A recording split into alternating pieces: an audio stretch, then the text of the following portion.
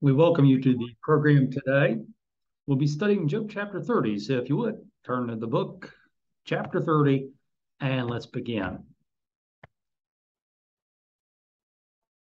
In Job 30, verses 1 and following, we see that Job had described the height of his glory in chapter 29, and now he describes the depth of his misery here in Job 30. In verses 1 to 8, Job is now mocked. The last chapter spent discussing how in the past he was a man who was honored and people gave him respect. Now we see the depth of his misery and shame. Job is now mocked, verses 1 to 8. Verse 1, it says, "But now they mock at me, men younger than I, whose fathers I disdain to put with the dogs of my flock." Job contrasts his past glory in chapter 29 with his present shame here in chapter 30. And while men once honored him, now they mock at him. Younger men were taught to respect older men. However, now Job says that he is mocked by men who are younger than he. Great insult. Furthermore, Job says that he is mocked by men whose fathers he would have disdained to even put with the dogs of his flock. He considered them as unworthy to even herd the sheep with the sheepdog. They were beneath him. Verse 2, "Indeed, what profit is the strength of their hands to me? Their vigor has perished." Job describes the mockers as being unprofitable and weak. He sees them as being without strength or vigor. They are gaunt from want and famine, fleeing late into the wilderness, desolate and waste. Job is mocked by the lowest of society, even banished. His mockers are gaunt from want and famine. The term for gaunt is also translated as barren in Job 3:7 and 15:34. They are starving men who are thin because of poverty and hunger. Desperate for food, they roam the wilderness in search of food. And so here's a picture of them fleeing to the wilderness, going out and seeing what they can gnaw on, scrounging for the last bite. Verse 4, "Who pluck mallow by the bushes and the broom tree roots for their food." They're desperate to find something, anything to eat. First, they pluck the mallow for food. And according to the footnote of the New King James Version, it is a plant of the salty marshes. Second, they also gather broom tree roots for their food. With nothing to eat, their food is the food of the famished and the banished. Job 33 and also verse 5. Verse 5, "They were driven out from among men. They shouted at them as at a thief." They were driven out from among men. They were banished from the midst of society. Men shouted at them to leave like they would shout at a thief and drive him from their community. Verse 6, "They had to live in the clefts of the valleys, in caves of the earth and the rocks." And so they were forced to live in the most dreadful of places, desolate. They lived in clefts and caves, cave dwellers. Verse 7, "Among the bushes they brayed, under the nettles they nestled." So they cried out in hunger in the bushes. They were like the wild donkey that bray from hunger when it has no grass to eat. Job 6 and verse 5. They nestled or huddled under the coarse nettles of the bushes. Verse 8. They were sons of fools, yes, sons of vile men. They were scourged from the land. They were sons of fools and vile men. They were without honor. These were men who were scourged or whipped, as it were, from out of the land. They were driven away. Now in verses 9 to 15, we see how the disdained mocked Job. Verse 9, and now I am their taunting song. Yes, I am their byword. Job described the wretched of society in verses 2 to 8, the weak, verse 2, the gaunt in verse 3, the hungry in verse 4, the banished in verse 5, the recluse in verse 6, the brute in verse 7, and the scourged in verse 8. And now here in verse 9, he says, and now I am their taunting song. Yes, I am their byword. Job says that now he is even mocked by the wretched. First, he is their taunting song. He is mocked as the object of their songs of ridicule. He's the punchline of their bad joke. He's the object of their songs of mockery. Second, he is now their byword. He has become proverbial to them when they think of suffering and sin. I think about the New Testament, book of James, in James 5 and 11. James knew differently. When he heard what he thought of Job, he heard, as well as others, of Job's patience. James 5 and 11, you have heard of the perseverance of Job. Verse 10, they abhor me. They keep far from me. They do not hesitate to spit in my face. Job says how the mockers abhor or hate him. He is detestable to them. First, they do not want to be near him. Second, they do not hesitate to spit in his face. Earlier, Job said that God had made him a byword of the people and how men would spit in his face. In Job 17:6, but he has made me a byword of the people, and I have become one in whose face men spit. To spit in the face with an act of loathing and contempt. Job, we see this in Isaiah 50 and verse 6. I gave my back to those who struck me, and my cheeks to those who plucked out the beard. I did not hide my face from shame and spitting. Verse 11. Because he has loosed my bowstring and afflicted me. They have cast off restraint before me. Job says how he was, prior to his calamity, strong and vigorous. He used the figure of the bow, his bow, being renewed in his hand. Back in Job 29 and 30. My glory is fresh within me, and my bow is renewed in my hand.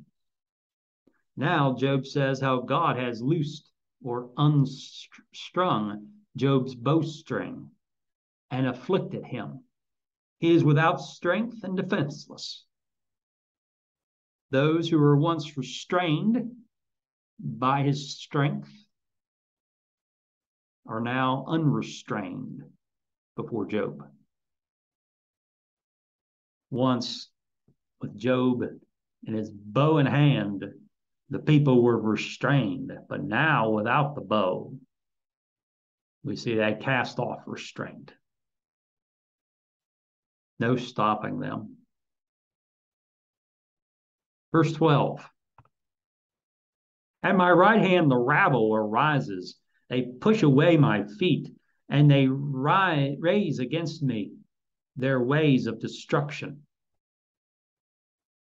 Job describes his attacks from the rabble. You've heard of rabble risers, people who cause commotion and upheavals. Here he receives attacks from the rabble. He describes his mockers, which includes the old and the young and even the lowest of society. They seek to ensnare him, to destroy him. Job said how he once was feet to the lame in Job 29:15. And now he says how the rabble, the lowest of society, push away his feet from underneath him. Verse 13. They break up my path. They promote my calamity. They have no helper. Here he describes how the rabble break up his path, his way in life, and promote calamity for him. They do so even though they have no helper themselves. One might think they would have pity upon Job. They show no such pity. They made life difficult for Job even though they themselves had no one to help them. They have no helper, and yet they break up my path. They promote my calamity. Verse 14. They come as broad breakers. Under the ruinous storms they roll on. The rabble come as broad breakers. It appears that these breakers are the waves, the tides. The breakers are the wide waves that break into foam against the shore. And so they roll along like the waves from a storm that causes ruin. Verse 15. Terrors are turned upon me. They pursue my honor as the wind, and my prosperity has passed like a cloud.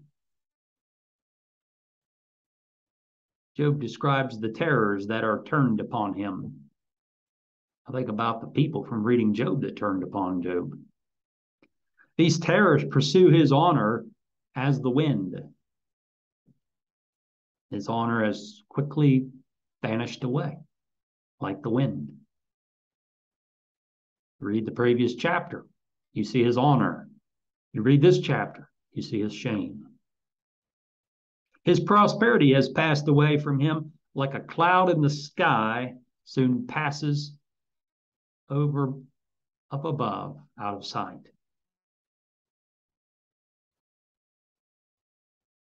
Verses 16 to 19, we see how Job is afflicted. Verse 16, and now my soul is poured out because of my plight. The days of affliction take hold of me. Plight is in italics. It was added by the translators for the sake of clarity.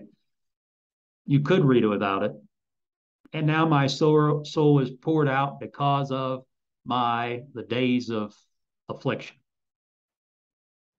Why is his soul poured out? Because of his affliction.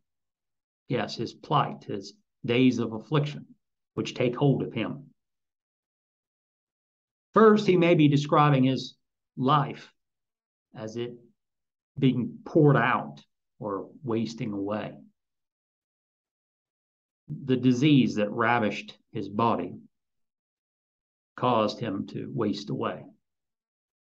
Second, he may be describing his grief that came because of his disease and his loss. The cause was his plight, the days of affliction, which took hold of him and would not let go.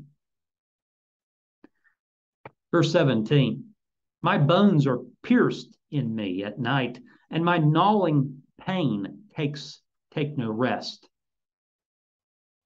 Job's bones hurt.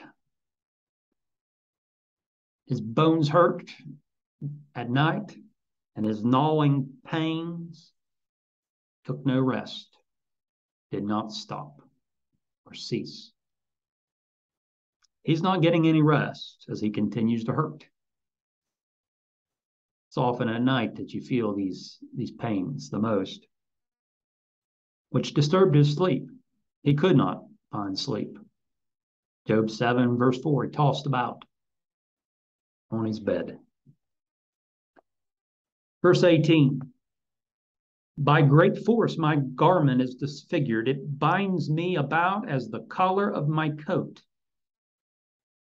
Job says that by great force his garment is disfigured. It is this great force that binds Job about as the collar of his coat. What does this mean?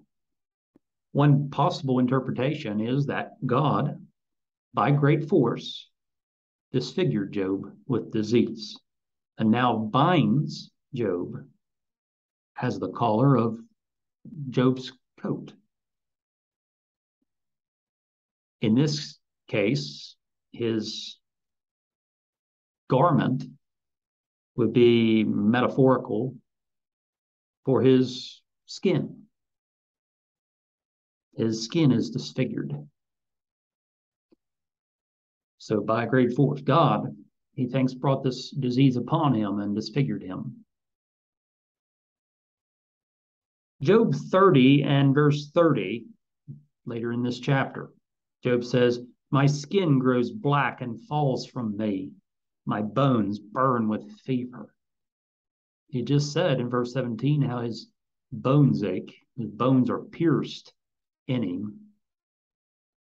And later in verse 30, he mentions his bones and his fever and also his skin growing black or becoming blackened, not from the sun, but from the disease and falling away from his body. Terrible affliction. Compare what Job said earlier about his disease and who he supposed was the cause. Job 7 and 5, my flesh is caked with worms and dust. My skin is cracked and breaks out afresh. In Job 19, 20 to 21, my bone clings to my skin and to my flesh, and I have escaped by the skin of my teeth. Have pity on me, have pity on me. O you, my friends, for the hand of my God has struck me.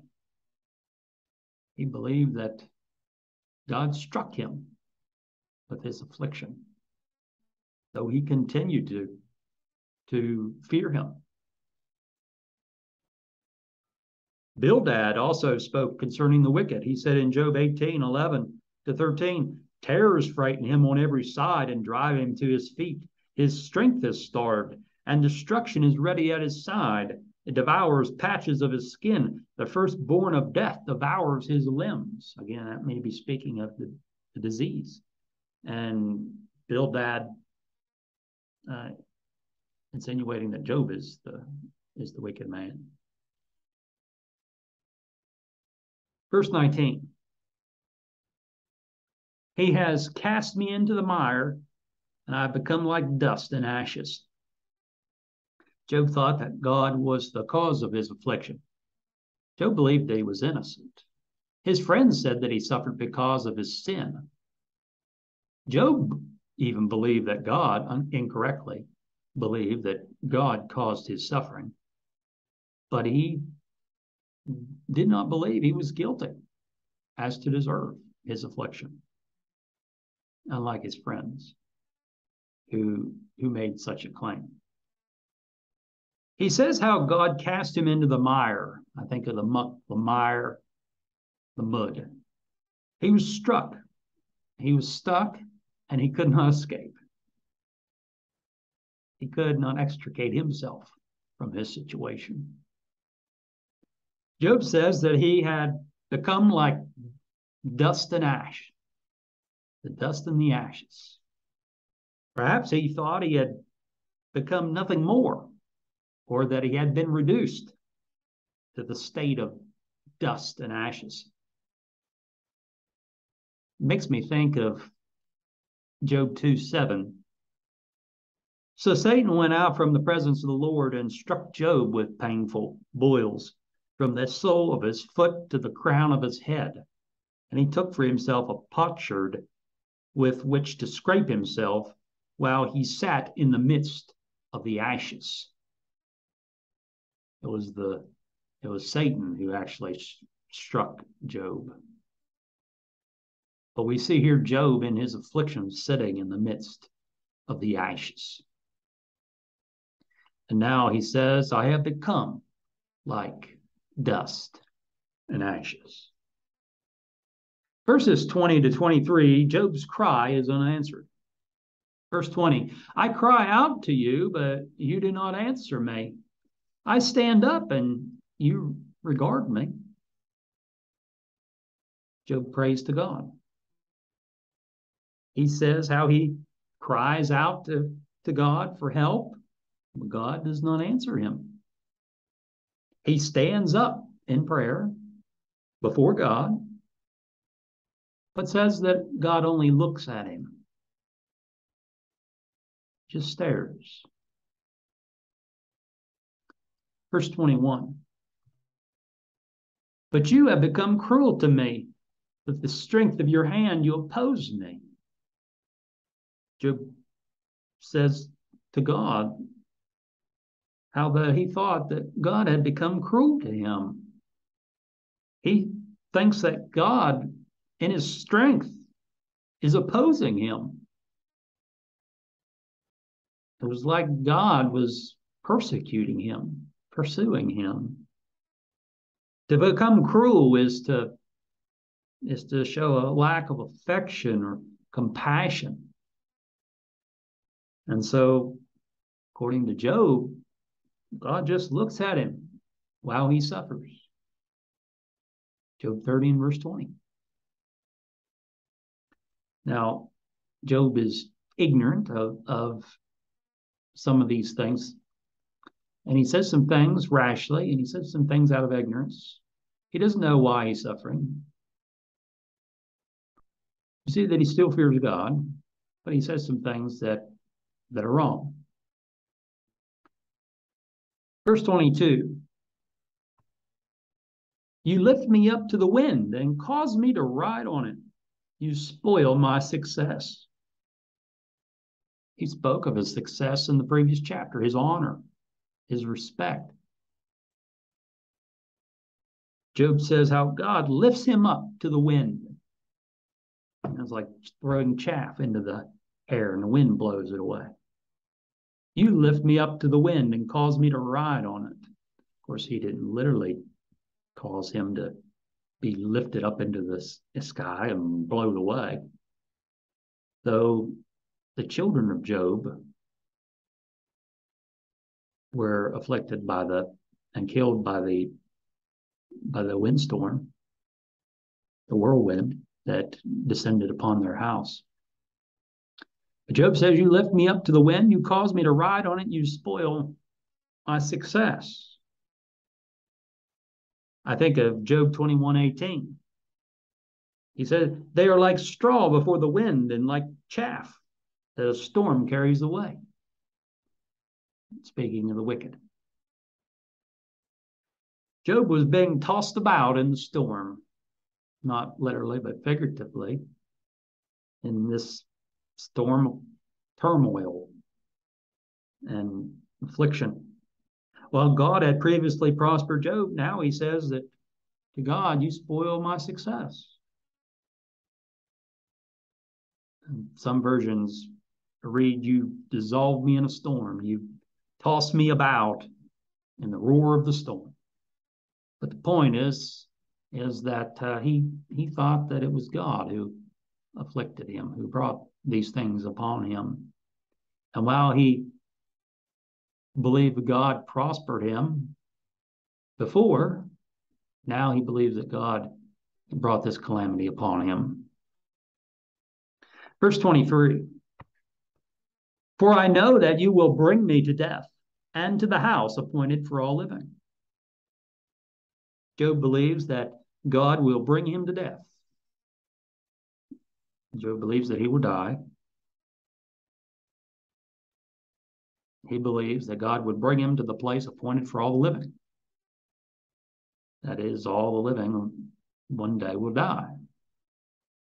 Even if God struck the skin off his body, Job believed that he would seek God for himself and his new flesh, new body. We see that hope back in Job 19:25-27. He said, "For I know that my Redeemer lives, and he shall stand at last on the earth. And after my skin is destroyed, this I know, that in my flesh I shall see God, whom I shall see for myself, and my eyes shall behold, and not another. How my heart yearns within me." He believed that he would rise again. He would be vindicated. In Hebrews 9:27, the writer says, "And it is appointed for men to die once, but after this, the judgment." Verses 24-31, we see that Job is in ruins. Verse 24, "Surely he would not stretch out his hand against a heap of ruins. If they cry out, then he destroys it." Job believes that God is bringing him to destruction. He thought of himself as though he were a heap of ruins. He offered the thought that God would surely not stretch out his hand against him if he cries out to him. He's destroying him, but if he cries out to him, surely God will not stretch out his hand against him. Finally, verse 25. "Have I not wept for him who was in trouble? Has not my soul grieved for the poor?" Job says how he himself showed compassion for others. He wept for the man who was in trouble and grieved for the poor. And we saw earlier in the previous chapter how he had helped the lame and the poor. Verse 26. "But when I looked for good, evil came to me. And when I waited for light, then came darkness." Job thought the response of God and man should be the same as his own towards those who were in need and called out for help. Job was again ignorant of God and in this situation. But Job thinks that when he looked for good, evil came instead to him, and when he waited for the light, and darkness came to him.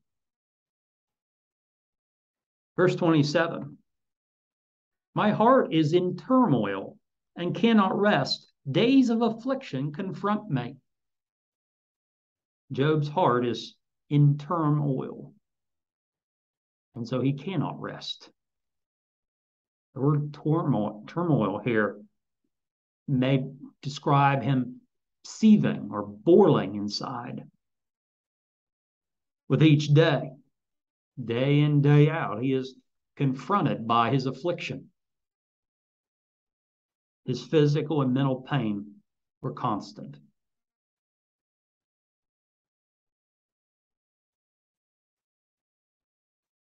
One version says, "I am seething within and cannot relax." He's full of turmoil, agitated. And I think we can understand why. The reason for his agitation. Verse 28, "I go about mourning, but not in the sun. I stand up in the assembly and cry out for help." Job mourned his deplorable condition. He once sat at the gate, and people listened in respect attentively to him. And now he stands up in the assembly and cries out for help.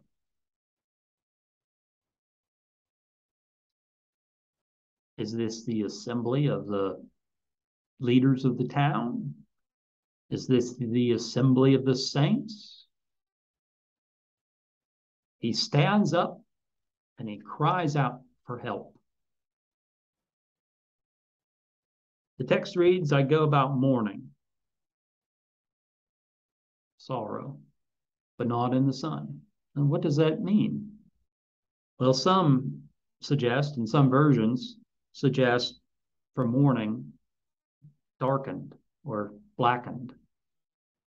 And we do later read in verse 30 how his skin grows black.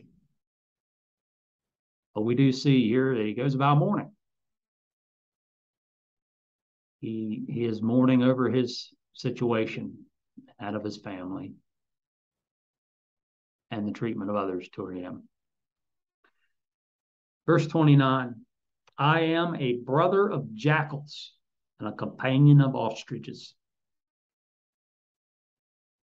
Job describes his kinship to jackals and ostriches. These are animals of the wilderness. They symbolize his shunning from society, his separation from the community. Verse 30, my skin grows black and falls from me. My bones burn with fever. His skin is blackened by disease, not by the sun. Verse 28. Verse 17, we saw how his bones hurt.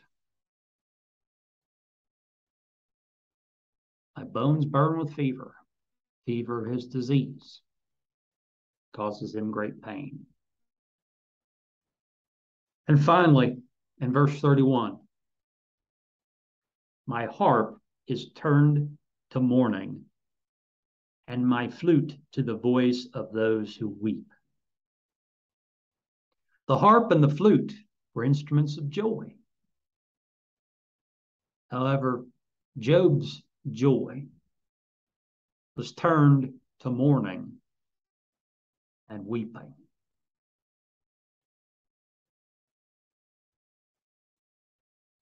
We hope that this has been helpful in better understanding this chapter of the book of Job, and we encourage you to continue to study the books of the Bible. We thank you for being here today.